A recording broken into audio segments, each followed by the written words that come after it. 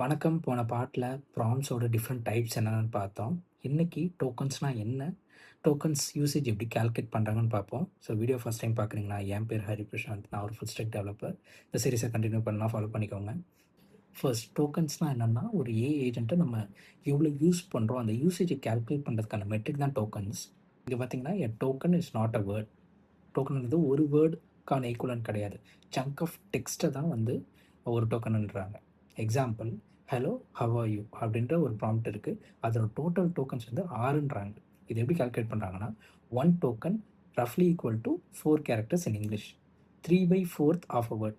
இப்ப ஹலோ அப்படின்னு இருக்குன்னா, அதில ஹச்ன்ற 3/4 வேல்யூ தான் ஒரு டோக்கன் கன்சிடர் பண்றாங்க. இது லாங்குவேஜ் பொறுத்து மாறும்ன்றாங்க. ஸோ, நீங்க எவ்வளோ பே பண்ணுவீங்கன்னா, நீங்க ப்ராம்ப்ட் எவ்வளோ குடுக்குறீங்க? இப்ப பெரிய பேசேஜ் குடுக்குறீங்க. இன்புட்டா ஏஐ ஏஜென்ட்ட சாட் பண்றீங்க. அதுக்கப்புறம் அது அவுட்புட்டா பெருசா ஒரு கான்டெக்ஸ்ட்ட நமக்கு ரிட்டர்ன் பண்ணுது. இது 2த்தையும் சேர்த்து அதில இருக்கிற மொத்த டெக்ஸ்ட்டையும் கால்குலேட் பண்ணி தான் டோக்கன்ஸ் பில்ட் பண்ணுவாங்க. அதனால எந்த அளவுக்கு நீங்க ப்ராம்ப்ட்ஸ ஸ்மார்ட்டா குடுக்குறீங்களோ, அந்த அளவுக்கு டோக்கன்ஸ் கம்மியா யூஸ் ஆகும் அண்ட் காஸ்ட்டும் கம்மியாகும்.